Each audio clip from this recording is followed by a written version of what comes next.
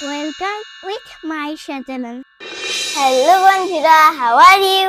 With Maisha চ্যানেলে তোমাদের স্বাগতম।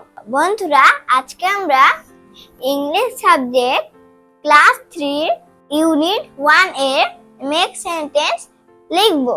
তো বন্ধুরা, তোমরা দেরি না করে খাতা পেন্সিল নিয়ে বসে যাও। এর মধ্যে আমি 5টা মেক সেন্টেন্স তোমাদেরকে লিখে দেখাবো। চলো শুরু করি।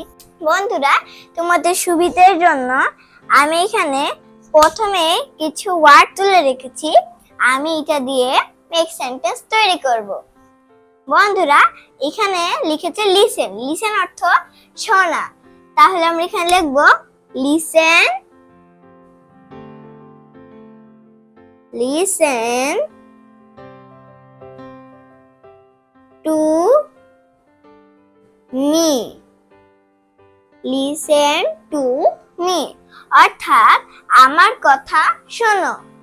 এরপর আমরা 2 নম্বর মেক সেন্টেন্স করব। এখানে বলেছে নেম। নেম অর্থ নাম। তাহলে আমরা লিখব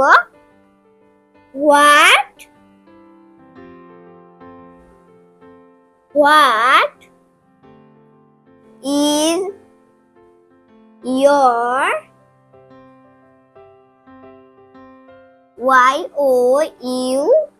your what is your name? N-A-M-E name. What is your name? অর্থাৎ তোমার নাম কি? How অর্থ কেমন। তাহলে আমি এটা দিয়ে লিখব How are you? You.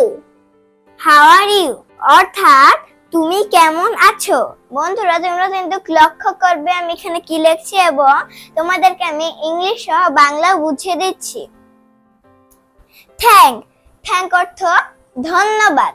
তাহলে আমরা থ্যাংক দিয়ে লিখব thank, THANK, thank you very, VERY, very much, MUCH, much. Thank অর্থ ধন্যবাদ। তাহলে আমরা এখানে লিখেছি থ্যাংক ইউ ভেরি মাচ অর্থাৎ তোমাকে অনেক ধন্যবাদ। আমরা এখন লিখব গুড দিয়ে। গুড অর্থ ভালো। তাহলে আমরা এখানে লিখব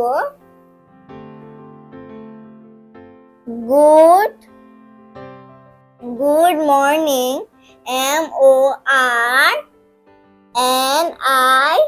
MORNING, good morning.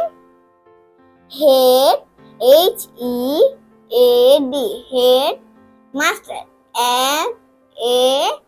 MASTER, বা তোমরা হেডমাস্টার বা স্টুডেন্ট, STUDENT,